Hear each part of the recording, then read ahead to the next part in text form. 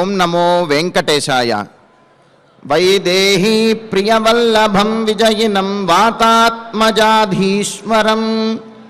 వాణీ వారిధి వానరాదిని వినుతం మందారు మందారకం విశ్వామిత్ర వసిష్ఠ వాసవ శివా వాగీశ శశ్వన్నుతం దేవేశం వినతాత్మజాభివినుతం వందే సదా రాఘవం.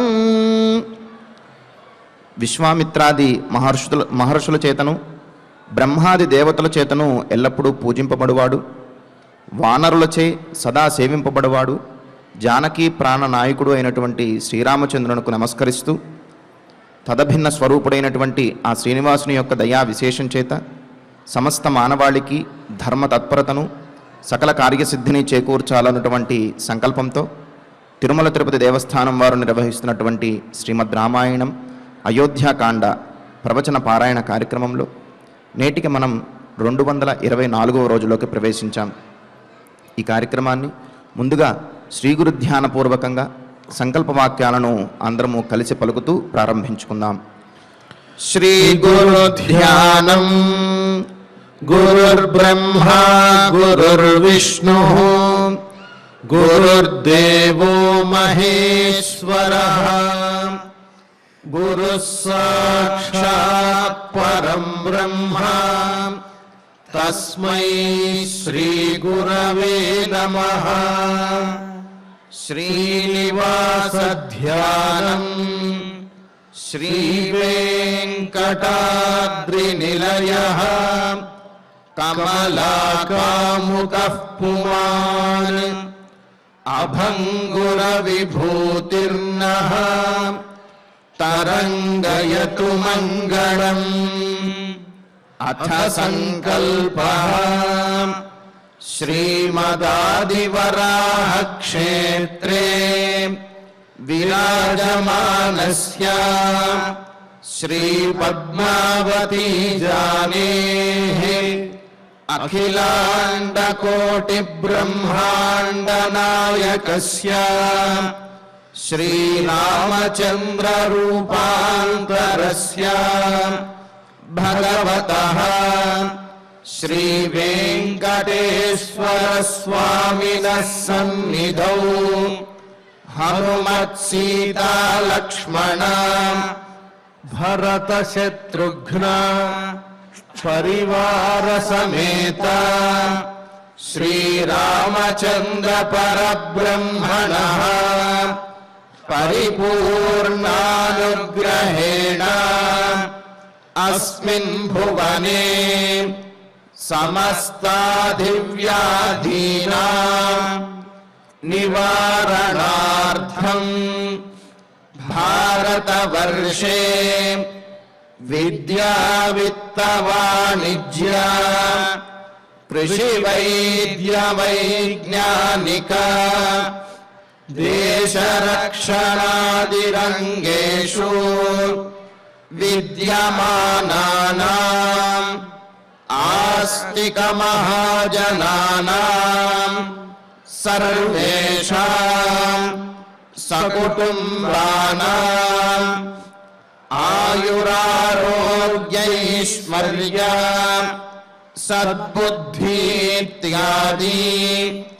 సర్వశుభఫలప్రాప్త్యర్థం ధర్మాచరణద్వారా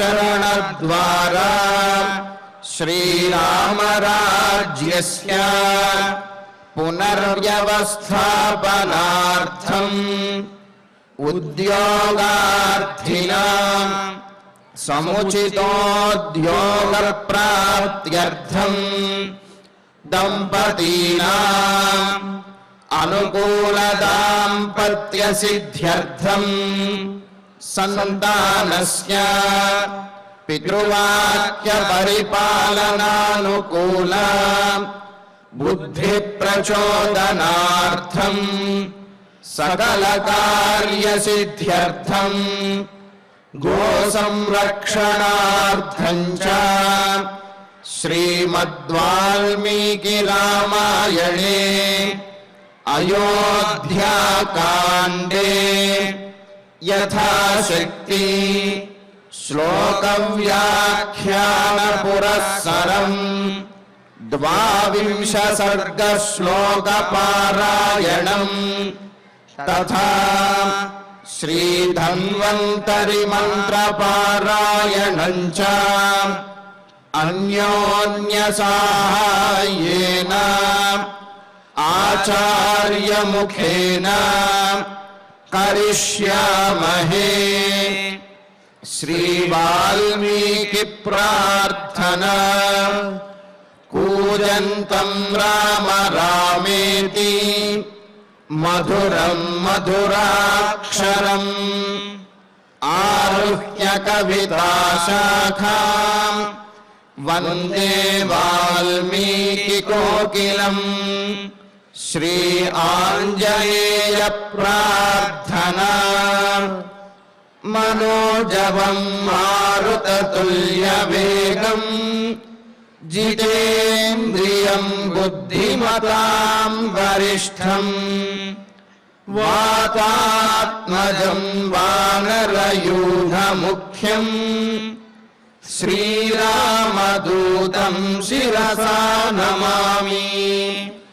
श्रीरामायण प्रार्थना।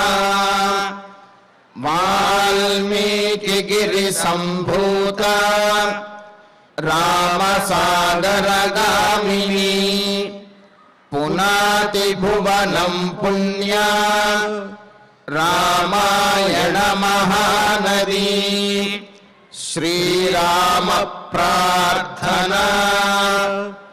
अयोध्याख्येतु गुर्वर्धे त्यक्त्वा राज्यं गिरौ वसन् पादुके भरतायादात् स रामः शरणं मम। श्रीरामचन्द्र परब्रह्मणे नमः। अथ श्रीमद् रामायणे आदिकाव्ये अयोध्याकाण्डे 12 सर्गः। ఓం నమో వెంకటేశాయ. శ్రీరామచంద్రుడు లక్ష్మణస్వామికి అనునయపూర్వకంగా క్రోధాన్ని విడిచిపెట్టు నాయనా, ఈ సందర్భంలో నువ్వు ఈ విధమైనటువంటి భావాన్ని పొందటం తప్పు. తల్లిదండ్రుల సౌఖ్యం కన్నా కుమారులకు వేరొకటి పరమావధి లేదు అని నచ్చజెబుతూ ఉన్నాడు. ఇక్కడ శ్రీరామచంద్రమూర్తి ఎవరు? దశావతారములలో ఒక అవతారంగా మనం చెప్పుకుంటాం. కానీ రామచంద్రమూర్తిగా విష్ణువు ఎందుకు అవతరించాడంటే మానవుడు ఆదర్శంగా ఏ విధంగా జీవించాలో మనకి తెలియజేయటానికి మాత్రమే. ఏ సందర్భంలో చూచినా మానవ సంబంధమైనటువంటి లక్షణాలను చూపిస్తాడు తప్ప నేనే దైవము అనే మాట చెప్పట్ల. మరి కృష్ణావతారంలో అలా లేదు, నేనే సర్వస్వం అని చెప్పేశాడు స్పష్టంగా. ఇక్కడ ఎందుకు చెప్పటం లేదు అంటే రాముణ్ణి చూచి మానవుడు ఇంత హాయిగా నీతిగా మంచి భావములతో గుణములతో జీవితాన్ని సాగించచ్చనే నమ్మకం మానవుడికి కలగాలి. అప్పుడే సమాజం ఆనందంగా అందంగా ఉంటుంది. ప్రలోభాలకి లోను కాకుండా నీతిగా బ్రతకటం ఎలాగో రామచంద్రమూర్తి మనకి నేర్పుతున్నాడు. ఒక అన్నగా తమ్ముడికి మార్గాన్ని ఉపదేశిస్తున్నాడు. శోభిషేక నివృత్త్యర్థై ప్రవాసార్థైశ్చ దుర్వచై ఉగ్రైర్వాక్యై అహంతస్యాహ నాణ్యదైవాత్ సమర్థయే. అందువల్లనే ఈ జరిగినటువంటి సంఘటనలన్నింటికీ కూడా కారణం దైవం తప్ప మానవ మాతృలు కాదు. కైక తప్పు ఏమీ లేదు. లేకపోతే చిన్ననాటి నుంచి నేను ఎంతో అభిమానించేటువంటి తల్లి కైకమ్మ, ఆమె కూడా నన్ను సొంత పుత్రుని వలె చూచింది తప్ప భరతునికి నాకు మధ్య ఏ భేదము ఆమెలో నాకు కనిపించలేదు. ఉన్నట్టుండి ఒక్క రోజులో ఆమెలో మార్పు వచ్చింది. అభిషేకానికి వ్యతిరేకంగా మాట్లాడింది. నన్ను అరణ్యానికి పంపటానికి సిద్ధమయ్యింది, ఉగ్రమైన వాక్యాలు పలికింది. ఇదంతా కూడా దైవం వల్ల జరిగిందే తప్ప వేరొకటి కాదు అని శ్రీరామచంద్రమూర్తి చెబుతున్నారు. ఎవరికైనా మనసులో ఒక అలజడి మొదలైతే నిద్ర పట్టదు. ఇక్కడ దైవ కారణంగా కైకేయి హృదయంలో ఇటువంటి భావన కలిగింది. ఆమె భరతునికి పోటీగా ఉన్నాడు రాముడు అని భావన చేస్తోంది. రాముడు ఉన్నంత వరకు భరతుణ్ణి ప్రజలు సరిగా ఆదరిస్తారా లేదా అని ఆమెలో ఉన్న సందేహం. కంటికి నిద్ర వచ్చునే సుఖం బగునే జిహ్వకున్ వంటకమిందునే. మన మనస్సులో ఏదైనా అలజడి మొదలైతే మనం ఏదో సాధించాలి అని ఆ కర్తృత్వ భోక్తృత్వాలన్నీ మన మీద పెట్టుకున్నట్లయితే నిద్ర రాదు, ఏది తిన్నా నోటికి సయించదు. ఇతర వైభవముల్ 10,000 మానసం అంటూనే. మనం అనుకున్నది తప్ప ఎన్ని ఉన్నప్పటికీ అవి మనసుకి ఆనందాన్ని చేకూర్చవు. నేను అనుకున్నది జరగాలి అనే తపన తీవ్రంగా ఉన్నప్పుడు ఇతరమైనవేవీ కూడా మనకి రుచించవు. మానుషంబు గల ఎట్టి మనుష్యునకెంతవానికి కంటకుడైన శత్రువుడొకండు తనంతటి వాడు కల్గినన్. పోటీగా ఎదురుకుండా తనతో సమానంగా ఎవరైనా కనిపిస్తూ ఉంటే వారు గుర్తొస్తున్నంతసేపు ఈ లోకంలో మనం అనుభవించేటువంటి సుఖాలు కానీ ఏవి మనకు ఆనందాన్ని కలిగించవు. ఇక్కడ కైకమ్మకు ప్రస్తుతం శ్రీరామచంద్రమూర్తి అరణ్యానికి వెళ్ళకపోతే నిద్ర పట్టదు. అందువల్ల శ్రీరామచంద్రమూర్తి చెబుతున్నాడు లక్ష్మణస్వామితో, ఇదంతా దైవగతి. కథం ప్రకృతి సంపన్న రాజపుత్రి తథాగుణ బ్రూయాత్సా ప్రాకృతేవ స్త్రీ మత్పీడాం భర్తృ సన్నిధౌ. ఉత్తమమైనటువంటి రాజవంశంలో జన్మించినటువంటి కైకమ్మ చిన్ననాటి నుంచి అద్భుతమైన సద్గుణములతో పెరిగింది తప్ప ఆమెలో అసూయ ద్వేషము ఇవి ఉన్నట్టు ఎక్కడా కానరాదు. అటువంటి ఆమె ఒక అజ్ఞాని వలె, ప్రాకృతమైనటువంటి ఒక స్త్రీ వలె సామాన్యంగా ఇటువంటి మాటలు మాట్లాడటం అనేది, అది కూడా నాకు పీడ కలిగే విధంగా దశరథుని దగ్గరే మాట్లాడటం అనేది ఇదేదో దైవగతి తప్ప వేరొకటి కాదు. అంటే ఇప్పుడు రాజవంశంలో జన్మించినంత మాత్రాన అసూయ ద్వేషం ఉండమనా స్వామి అంటే అది కాదు. క్షీర సముద్రంలో పుట్టింది విషం. క్షీర సముద్రం ఎంత గొప్పది, అందులోనే విషం పుట్టింది. ఆ విషము పుట్టిన దగ్గర నుంచి దాని లక్షణంతోనే ఉంది తప్ప పుట్టినప్పుడు సౌమ్యంగా ఉండి పెరిగిన తర్వాత దాని ప్రభావం చూపించాల. విషం పుట్టంగానే లోకాలన్నింటినీ ఆవరించటం కోసం అది బయలుదేరింది. చెడు అనేటువంటిది అక్కడి నుంచే మొదలైంది విషంలో.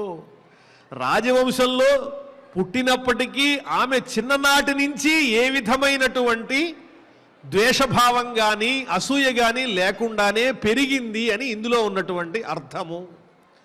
కాబట్టి పుట్టుకతోడ పుట్టె గుణపూజ్యత, ఆమె పుట్టిన దగ్గర నుంచి చక్కని గుణములు, పెద్దల్ని గౌరవించాలనేటువంటి భావన, మంచి కులంబునందు తా పుట్టెను రాచకూతురై. మంచి కులంలో అంటే మంచి వంశంలో జన్మించింది. లేచిన దగ్గర నుంచి ఇంట్లో ఎవరేం చేస్తే అదే కదా పిల్లలంతా చూసి నేర్చుకుంటారు. కైకమరి చిన్నప్పటి నుంచి ఏం చూసింది అంటే పెద్దల యొక్క ఉదాత్తమైన గుణాలు చూసింది, మంచితనం చూసింది. వాళ్ళ ఇంట్లో అందరూ కూడా ఉత్తమమైన లక్షణాలు కలిగిన వాళ్లే తప్ప వేరొకరు కాదు. అందువల్ల ఆమెకు అవన్నీ చిన్నప్పటి నుంచి అలవాటైపోయినాయి. పుష్కల దాన దయా నిధానమై పట్టుగా కీర్తిగాంచే. కైకమ్మ వెనకటి చరిత్రని మనం చూసినట్లయితే ఆమెకు ఎన్నో బిరుదులున్నాయి. దానం చేయటంలో ఎంతో పేరు పొందింది. దయాగుణం కలిగినటువంటిది. దయకు దానగుణమునకు ఆధారభూతమైన చక్కని తల్లి ఆమె అని కీర్తి పొందింది. అటువంటి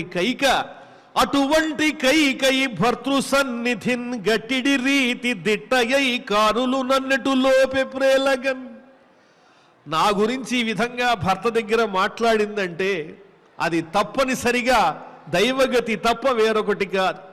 ప్రకృతి సంపన్న తథాగుణ రాజపుత్రి కథం ప్రాకృతేవ ప్రాకృతా స్త్రీ ఇవ భర్తృసన్నిధౌ మత్పీడాం బ్రూయాత్.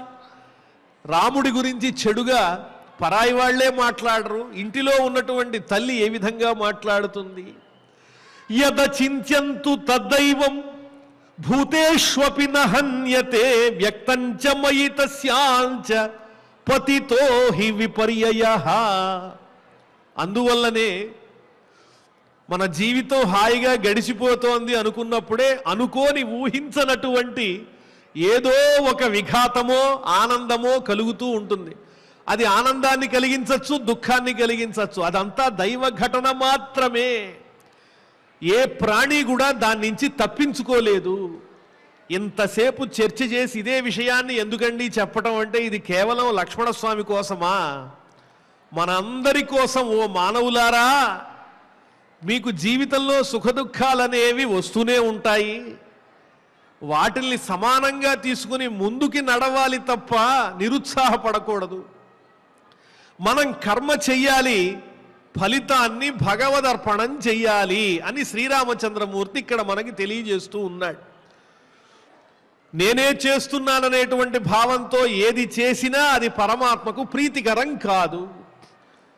యద అచింత్యంతు తద్దైవం. అచింత్యం అంటే ఊహింపనలవి కానటువంటి ఏ దైవమైతే ఉన్నదో అది భూతేష్వపి నహన్యతే. ప్రాణులన్నిటి యందు ప్రవర్తిస్తుంది సమానంగా. ఒకరి పట్ల ఒక రకంగా, మరొకరి పట్ల ఒక రకంగా పక్షపాత వైఖరితో దైవం అనేది ఉండదు. మరైతే లోకంలో కొంతమంది ఎంతో అద్భుతంగా జీవిస్తున్నారు, మరి కొంతమంది కష్టాలు పడుతున్నారు. ఏమిటండి ఇది? అందరికీ సమానం అంటే వారి వారి కర్మలను అనుసరించి, వారు చేసుకున్నటువంటి కర్మలను అనుసరించి దైవము సమమైన పక్షపాతంతో ప్రవర్తిస్తుంది తప్ప అందరికీ ఒకే విధమైన న్యాయం చూపిస్తుంది తప్ప ఒకే సంపద ఇస్తుందని అర్థం కాదు. మనం పుట్టినటువంటి ఈ జన్మ, ఇంతకు ముందు ఉన్న జన్మ, ఈ పరంపర ఎన్ని రకాలుగా ఉందో మనకి తెలియదు కదా.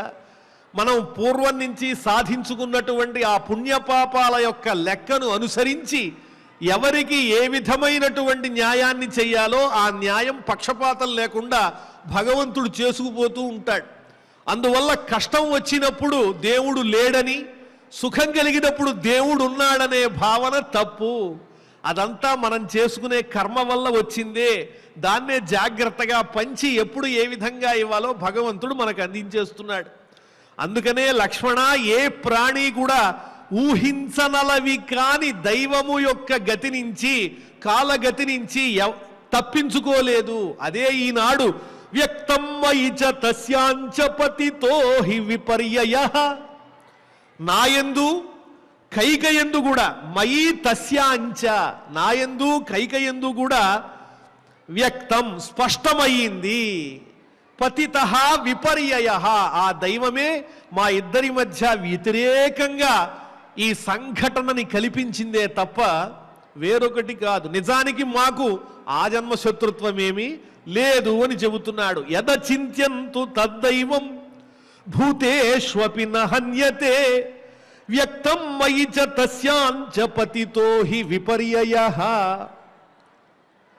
ఇంకా చూడండి, అద్భుతమైన శక్తి సంపదలు కలిగిన దేవతలు ఉన్నారు. వాళ్ళకి కూడా కష్టాలు తప్పట్లేదు. శశి దివాకరయో గ్రహపీడనం. చంద్రుడు సూర్యుడు వీళ్ళిద్దరూ కాలాన్ని నడిపించేవాళ్ళు కదా. వీళ్ళు లేకపోతే లోకమే అల్లకల్లోలం అయిపోతుంది. కానీ చంద్రుణ్ణి సూర్యుణ్ణి కూడా రాహుకేతువులు పట్టుకుంటారు. వాళ్ళకే తప్పలేదు. అదే దైవ ఘటన. అలాగే గజ భుజంగమయోరపి బంధనం. ఏనుగు అంత పెద్ద ఆకారం కలిగి ఉంటుంది. అలాగే సర్పము వేగంగా వెడుతుంది, విషం కలిగి ఉంటుంది. అవి చూస్తే ఎవరైనా భయపడాలి. కానీ ఎంతో తేలికగా అంత పెద్ద ఏనుగుని కూడా బంధించేసి దాన్ని తమకి నచ్చినట్లుగా నడిపిస్తూ మావటివాడు ఆడిస్తూ ఉంటాడు. మరి అది విచిత్రం కాదా? అంత ఏనుగు ఎలా లొంగిపోతోంది అంటే అదే దైవ ఘటన. విషసర్పాన్ని కూడా పట్టుకుని దాని కోరలు పీకి తమకి నచ్చినట్లుగా ఆడిస్తున్నారంటే అది కూడా దైవ ఘటనే. అంతేకాదు మతిమతాంచ విలోక్య దరిద్రతాం విధిరహో బలవానితి మేమతి. ఎంతో బుద్ధిమంతుడండి, బాగా చదువుకున్నాడు, ఎక్కడ చూసినా ప్రథమ శ్రేణిలోనే ఉత్తీర్ణత, ఇంతవరకు పరీక్షలో తప్పిందే లేదు, మంచివాడు, పెద్దల్ని గౌరవిస్తాడు, కానీ ఉద్యోగం రాలేదు, ఇంకా స్థిరపడలేదు అని అనుకుంటూ ఉంటారు. దానికి కారణం ఏంటి? ఎన్ని ప్రయత్నాలు జరిగినా కూడా ఏదో ఒక కష్టం వచ్చి పడుతూ ఉంటుంది. అది దైవగతి. అది చూచినంత మాత్రాన నిరుత్సాహపడి నా జీవితం ఇంతే అని అనుకోవద్దు. పట్టుదలతో ప్రయత్నించాలి, ఫలితాన్ని భగవదర్పణం చెయ్యాలి. నిరుత్సాహం అనేది పనికి రాదు అని చెబుతున్నాడు. ఎంత బుద్ధిమంతులైనా కూడా జీవితంలో కష్టాలు అనుభవిస్తూ ఉంటారు, ఒడిదుడుకులు వస్తూనే ఉంటాయి. ఇవన్నీ చూస్తే ఏమనిపిస్తోందంటే దైవం అనేది ఎవరికి అనుకూలము ప్రతికూలమనే భావం లేకుండా సమానంగా ప్రవర్తిస్తుంది. కాబట్టి ఇది వారు చేసుకున్నటువంటి కర్మ సంబంధమైనదే తప్ప వేరొకటి కాదు. దీనికి దైవాన్ని దూషించనక్కర్లేదు. సుందరకాండలో కూడా సీతాదేవి చెబుతుందిగా హనుమతో, యది సీతాపి దుఃఖార్త కాలో హి దురతిక్రమ. హనుమా జనక మహారాజు కుమార్తె, అలాగే దశరథ మహారాజు కోడలు, ఈమె కూడా లంకానగరంలో కష్టాలు అనుభవిస్తూ ఉన్నది, అశోకవనంలో ఉన్నదంటే ఇదే కదా కాలము ఎవరికి దాటశక్యము కానిది. చంద్రుడు ఆకాశంలో సంచరిస్తూ ఉంటాడు, నక్షత్రాలకి రాజని పేరు పొందాడు. సహి గగన విహారి కల్మషధ్వంసకారి దశశత కరధారి జ్యోతిషాం మధ్యచారి విధురపి విధియోగాత్ గ్రస్యతే రాహునాసౌ. చీకట్లు పోగొడతాడు, నక్షత్రాలన్నిటికీ రాజు, ఆనందాన్ని ఇస్తాడు. మన మనస్సుని నడిపించేది చంద్రుడే కదా. ఇంత గొప్పవాడైన చంద్రుడు కూడా విధివశాత్తు రాహు చేత పట్టుకోబడుతున్నాడు. అందువల్ల విధిని దాటడం ఎవరి వల్ల కాదు అనే విధానాన్నే శ్రీరామచంద్రమూర్తి లక్ష్మణస్వామికి చెబుతూ ఉన్నారు. ఈనాడు కైకకు నాకు ఈ విధమైన వ్యతిరేకత వచ్చిందంటే కారణం దైవగతి తప్ప వేరొకటి కాదు. కశ్చిద్ దైవేన సౌమిత్రే యోద్ధుముత్సహతే పుమాన్ యస్య న గ్రహణం కించిత్ కర్మణోన్యత్ర దృశ్యతే. కొంతమందికి ఆగర్భ ఐశ్వర్యం, గర్భైశ్వరత్వం, అభినవ యవ్వనత్వం, అప్రతిమ రూపత్వం, అమానుష శక్తిత్వం అనే లక్షణాలు వచ్చేస్తాయి. అంటే పుట్టుకతోనే ఐశ్వర్యం ఉంటుంది, అలాగే చక్కగా యవ్వనంలోకి వస్తారు, సుఖాలు అనుభవించేటువంటి వయస్సు అది. చక్కని రూపం ఉంటుంది, సౌందర్యం ఉంటుంది, ఏది చెబితే అది జరిగిపోయేటువంటి అంగబలం, అర్థబలం అన్నీ ఉంటాయి. కానీ ఎక్కడో దెబ్బతింటారు. ఏమిటి దీని అంతటికీ కారణం? అవన్నీ చూసుకుని నేను భగవంతుడి కన్నా గొప్పవాణ్ణి, ఆయన్ని కూడా నేను నియంత్రించగలను అనేటువంటి భావన పొందడం అనేది తప్పు. స్వతంత్ర భావంతో ప్రవర్తించకూడదు. ఓ లక్ష్మణ, ఓ సౌమిత్రే, ఓ లక్ష్మణ, దైవేన యోద్ధం ఉత్సహతే పుమాన్. ఒకానొకడు దైవానికే ఎదురు వెళ్ళి నా దగ్గర లేనిదేమిటి, అన్నీ ఉన్నాయి కదా, నేను తప్పనిసరిగా సాధించగలను అనుకుంటాడు. కానీ ఆ సాధించాలనుకున్న కార్యము యొక్క ఫలం ఏదైతే ఉందో ఆ ఫలం ఎవరి చేత ఇవ్వబడుతోందంటే భగవంతుని చేత మాత్రమే ఇవ్వబడుతోంది. కర్మణః, కార్యము యొక్క ఫలము కంటే అన్యత్రా వేరొక చోట యస్య, దైవము యొక్క గ్రహణం ఉనికి నదృశ్యతే, కనపడదు. దైవము యొక్క ఉనికిని మనం ఎక్కడ తెలుసుకుంటున్నాం? భగవంతుడు ఉన్నాడని మనకు ఎలా తెలుస్తోంది అంటే మనం ఒక పని ఆచరించిన తరువాత ఆ ఆచరించినటువంటి పని యొక్క ఫలం అనేది దైవం వల్ల వస్తోంది. అదే దైవ స్వరూపము. ఆ దైవమే ఫలస్వరూపమై ఉన్నప్పుడు పని మొదలెట్టేటప్పుడే నేను ఫలితాన్ని నేనే నిర్ణయిస్తాను అని నువ్వు ఎలా చెప్పగలవు? అందులో నీకు కర్తృత్వం అనేది లేదు. కర్మణ్యేవాధికారస్తే, నీవు పని మాత్రమే చెయ్యి, ఫలం అనేది దైవాధీనం. దైవమే ఫలమై నీకు అందుతుంది. ఆ ఫలం అనేది అనుకూలమైనదా ప్రతికూలమైనదా అనే విషయం నీ కర్మని బట్టి, ఇప్పుడు చేసిన కర్మని బట్టి కాదు, ఎన్నో జన్మలుగా నీవు సంపాదించుకుని వస్తున్నటువంటి సంచిత ప్రారబ్ధం అనేటువంటి కర్మల వల్ల ఏదైతే ఉందో అది ఇది నిర్ణయిస్తుంది తప్ప ఇప్పుడు నేను ఇది చేస్తాను, ఎవడడ్డొస్తాడో చూస్తాను అని నీవే కర్తను, నేనే భోక్తను అనేటువంటి భావనతో నువ్వు చేసినంత మాత్రాన అది సంపూర్ణంగా సఫలమవుతుందని మనం నిర్ణయించలేం కదా.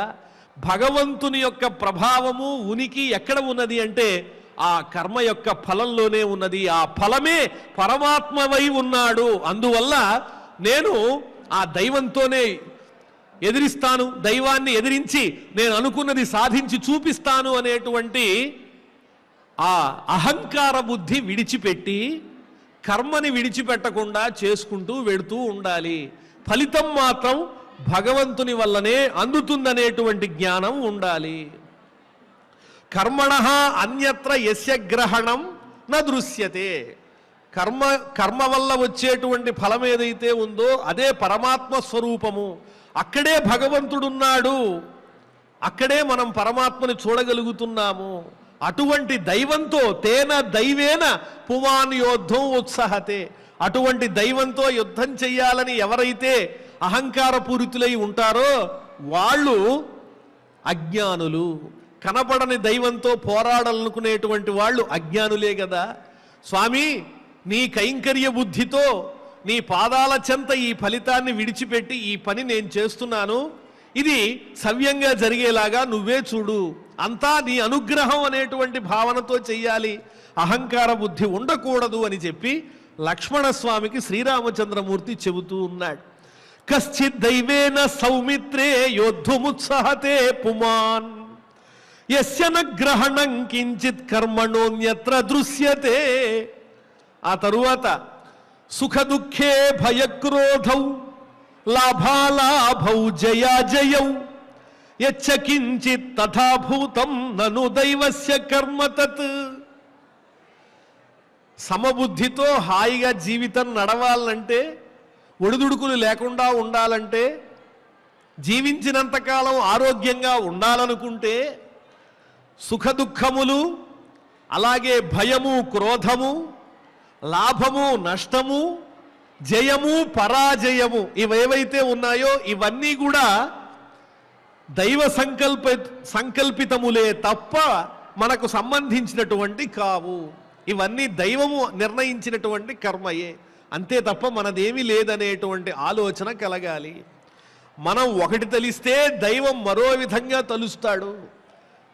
మనం అనుకున్నదే జరగదు.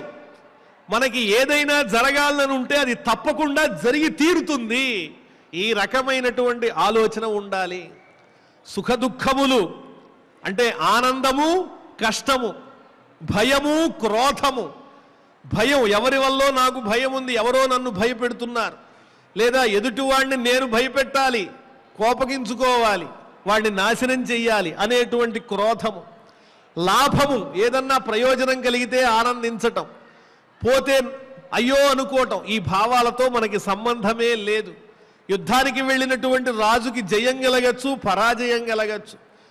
ఇవన్నీ ఎవరి వల్ల జరుగుతున్నాయి అంటే పరమాత్మ సంకల్పం వల్లే జరుగుతున్నాయి తప్ప వేరొకరి వల్ల జరుగుతున్నాయి అనుకోవద్దు లక్ష్మణ. దీనికి కైకమ్మకు ఏ విధమైన సంబంధం లేదని చెప్పటమే ఇందులో ఉన్న సారాంశం. విషమాంచ గతిం ప్రాప్య దేవాన్ గర్హతి వైభృశం ఆత్మనః కర్మదోషాన్ని నవిజానాతి పండిత.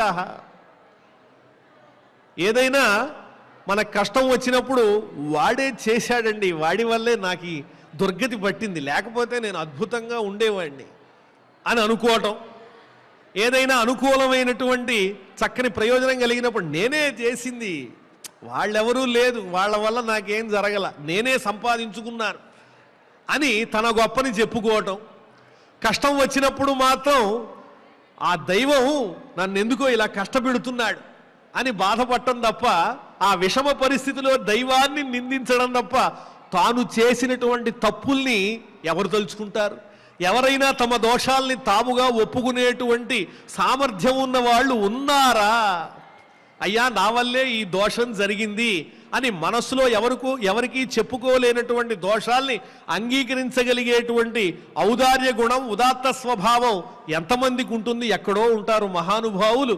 అందువల్లనే కష్టం వచ్చినప్పుడు దైవాన్ని నిందించటం, ఆనందం కలిగినప్పుడు ఈ ఆనందానికి నేనే కారణం అనుకోవటం, లేదా ఆ నష్టాన్ని వేరొకరి మీద వెయ్యటం, వాళ్ళ వల్ల నాకు జరిగింది తప్ప లేకపోతే నేను గొప్పవాడినని చెప్పుకోవటం.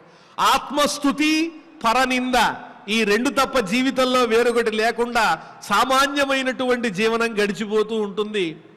సుఖస్య దుఃఖస్య నకోపి దాత పరో దదాతీతి కుబుద్ధిరేష. సుఖాన్ని ఒకరిస్తున్నారు, దుఃఖాన్ని ఒకరిస్తున్నారనే ఆలోచన దుష్టమైన బుద్ధి, అది సరైనది కాదు. అన్నీ ఎక్కడున్నాయి అంటే మనం చేసుకున్నటువంటి కర్మలోనే ఉన్నాయి. పూర్వజన్మ కృతం కర్మ తద్దైవమితి కథ్యతే.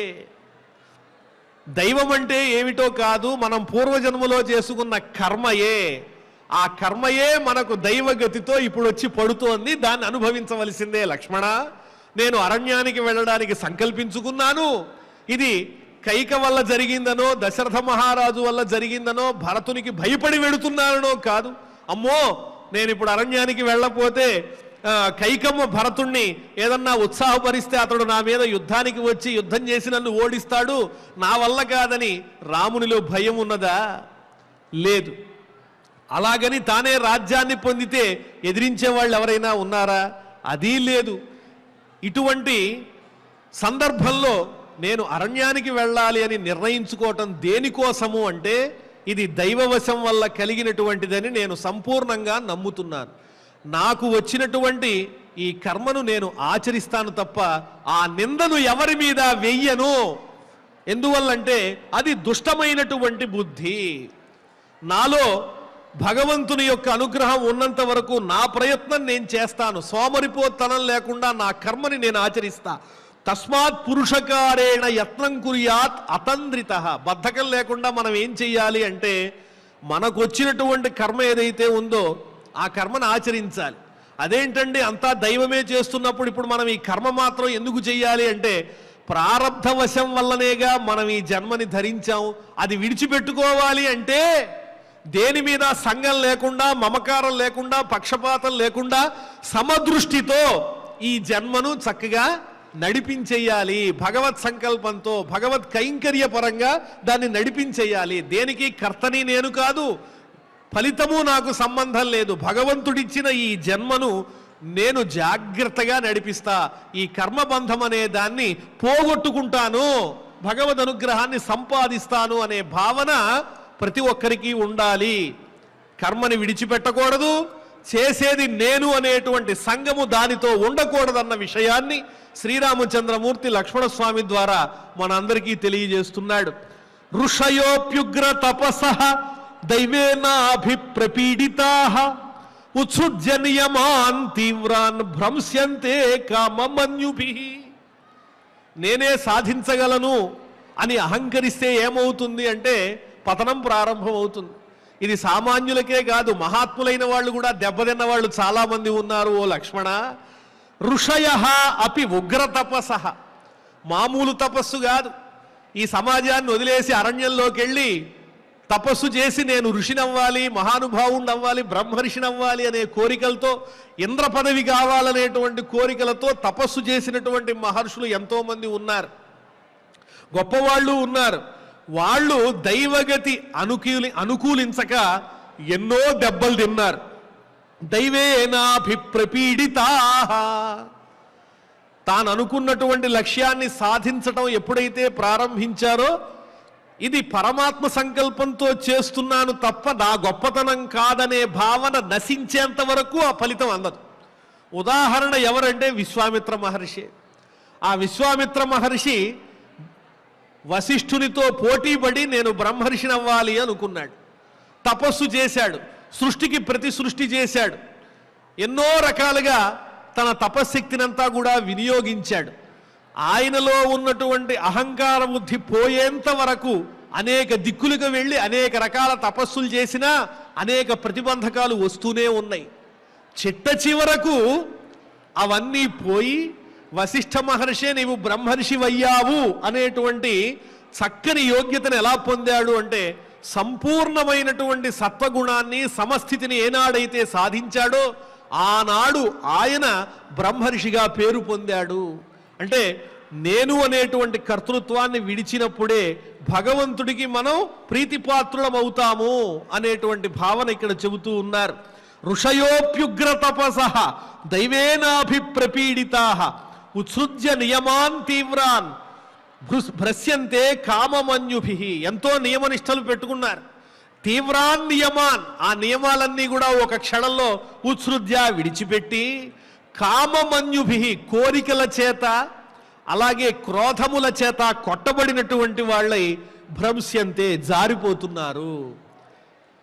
ఉన్నతమైన స్థితికి వెళ్ళేటప్పుడు కోరికలు ఉండకూడదు, క్రోధము ఉండకూడదు.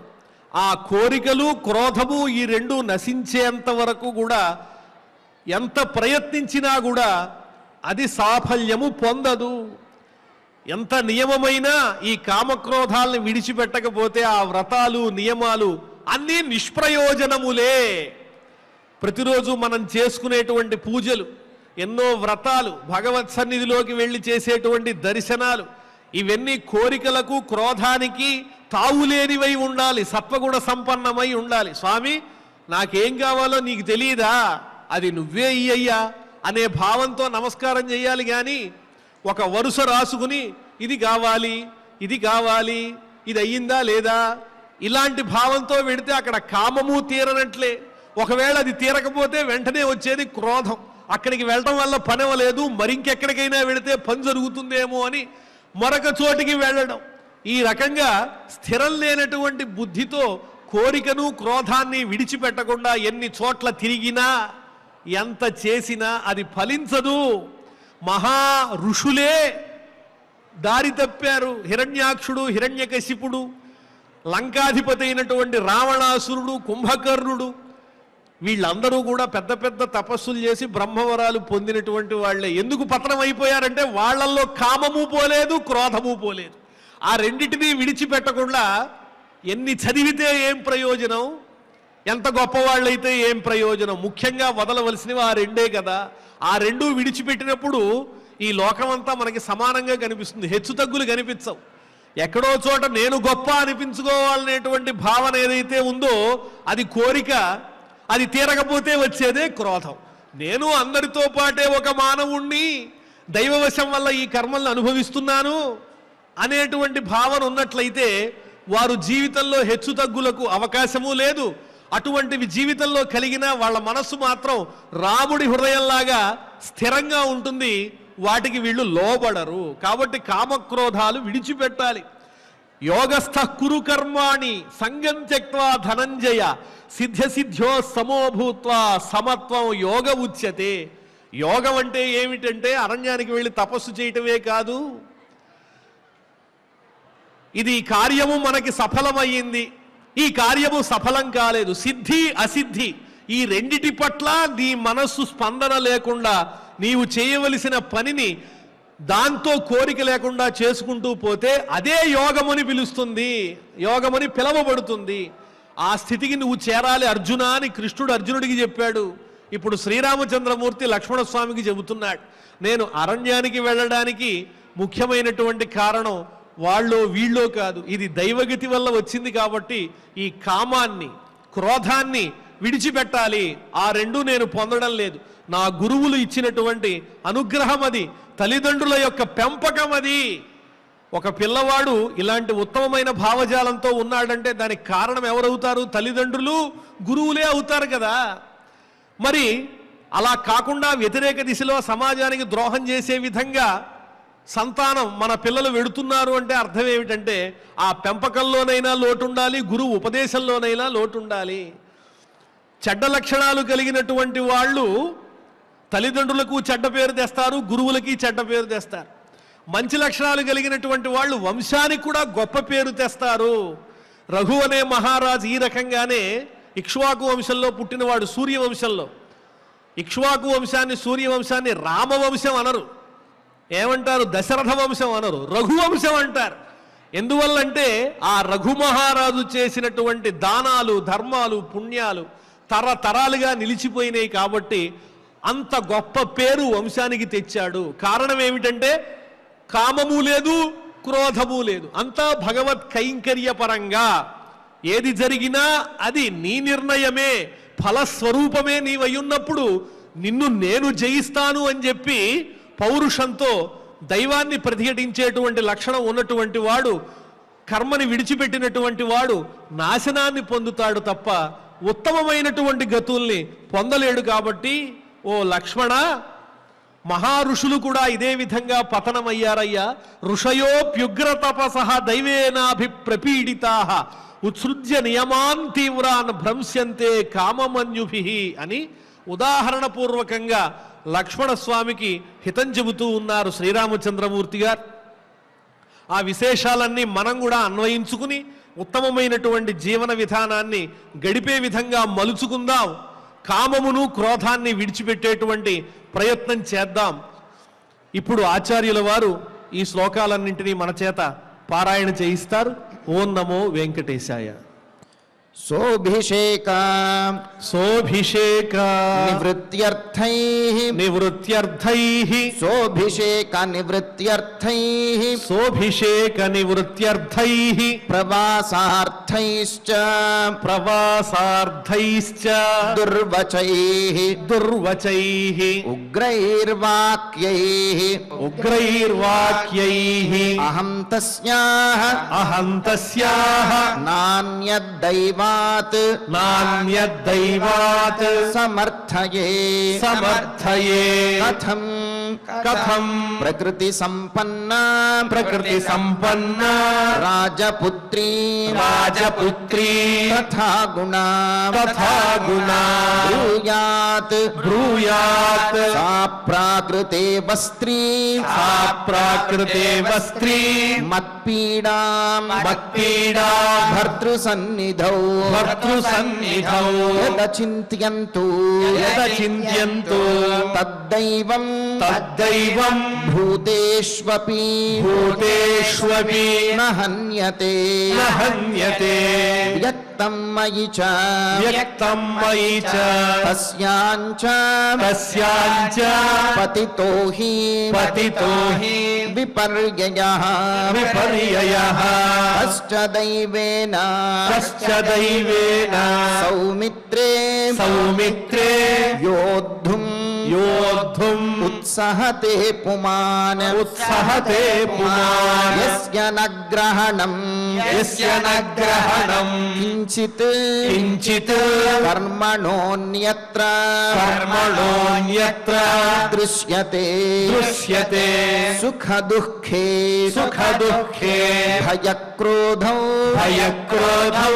లాభాలాభౌ లాభాలాభౌ భవాభవౌ భవాభవౌ యచ్చ కించిత్ యచ్చ కించిత్ తథా భూతం తథా భూతం నను దైవస్య నను దైవస్య కర్మ తత్ కర్మ తత్ ఋషయోపి ఋషయోపి ఉగ్రతపసః ఉగ్రతపసః దైవేన దైవేన అభిప్రపీడితాః అభిప్రపీడితాః ఉత్సృజ్య ఉత్సృజ్య నియమాంస్తీవ్రాన్ నియమాంస్తీవ్రాన్ భ్రశ్యంతే భ్రశ్యంతే కామమన్యుభిః కామమన్యుభిః ఇత్యార్షే ఇత్యార్షే శ్రీమద్ రామాయణే శ్రీమద్ రామాయణే ఆదికావ్యే ఆదికావ్యే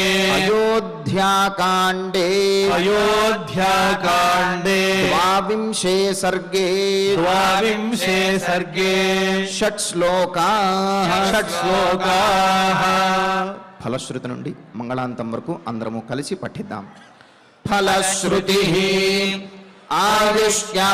ఆయుష్యమారోగ్యకరం యశస్యం సౌభ్రాతృకం బుద్ధికరం సుఖం చ శ్రోతవ్యమేతన్నియమేన సద్భిః ఆఖ్యానమోజస్కరమృద్ధికామైః శ్రీరామచంద్ర పరబ్రహ్మణే నమః. అథ ధన్వంతరి ధ్యానం అచ్యుతానంత గోవింద విష్ణో నారాయణామృత రోగాన్వేన विनाशयाशेषान् आशु धन्वन्तरे हरे आरोग्यं दीर्घमायुष्यं बलं तेजोधियं श्रियं स्वभक्तेभ्योऽनुगृह्णन्तं वन्दे धन्वन्तरिं हरिं धन्वन्तरेरिमं श्लोकं भक्त्या नित्यं पठन्ति ये अनारोग्यं न तेषां स्यात् सुखं जीवन्ति ते चिरम् ॐ नमो भगवते वासुदेवाय धन्वन्तरये अमृतकलशहस्ताय वज्रजलौकहस्ताय सर्वामय विनाशनाय त्रैलोक्यनाथाय महाविष्णवे स्वाहा ॐ वासुदेवाय विद्महे सुधाहस्ताय धीमहि तन्नो धन्वन्तरिः प्रचोदयात् अथ नवग्रह प्रार्थना आरोग्यं पद्मबन्धुर्वितरतु नितरां सम्पदं शीतरश्मिः भूलाभं भूमिपुत्रः सकलगुणयुतां वाग्विभूतिं च सौम्यः सौभाग्यं देवमन्त्री रिपुभयशमनं भार्गवः शौर्यमार्किः दीर्घायुः सैम्भिकेयः विपुलतरयशः केतुः आचन्द्रतारम् अरिष्टानि प्रणश्यन्तु दुरितानि भयानि च शान्तिरस्तु शुभं मेस्तु ग्रहाः कुर्वन्तु मङ्गलम् अथ क्षमा प्रार्थना यदक्षरपदभ्रष्टम् मात्राहीनं च यद्भवेत् तत्सर्वं क्षम्यतां देव नारायण नमोऽस्तु ते अथ भगवत्समर्पणम् कायेन वाचा मनसेन्द्रियैर्वा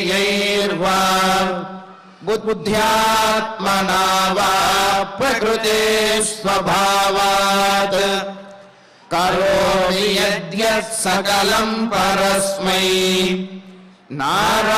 नारायणायेति समर्पयामि अथ मङ्गलम् श्रियः कान्ताय कल्याणनिधये निधयेऽर्थिनाम् श्रीवेङ्कटनिवासाय श्रीनिवासाय मङ्गलम् పనేసియా మెరిడియన్ హాస్పిటల్స్ ప్రతి సామాన్యుడికి అందుబాటులో అంతర్జాతీయ వైద్య ప్రమాణాలతో వైద్యం 24 గంటల అంబులెన్స్ సర్వీసుతో పాటు అత్యవసర సేవలతో ఏర్పాటైన చికిత్సా విభాగం మా దగ్గర గుండె సంబంధిత మూత్రపిండ కాలేయ కంటి జబ్బులకు మోకాళ్ల శస్త్ర చికిత్సతో పాటు కోవిడ్-19 బ్లాక్ ఫంగస్ వంటి వైరస్లకు అన్ని రకాల ఆరోగ్య సమస్యలకు నమ్మకమైన అత్యాధునిక వైద్య చికిత్సను అందిస్తున్న హాస్పిటల్ పనేసియా మెరిడియన్ హాస్పిటల్స్. మీ ఆరోగ్య సమస్య ఏదైనా ఇప్పుడు పరిష్కారం సాధ్యం. సంపూర్ణ ఆరోగ్యం కోసం సంప్రదించండి Panacea Meridian hospitals, opposite Bheeramguda Kaman, RC Puram, Sangareddy district, pin code 502032. సంప్రదించాల్సిన ఫోన్ నెంబర్ 0845524177 మరియు 7893757770.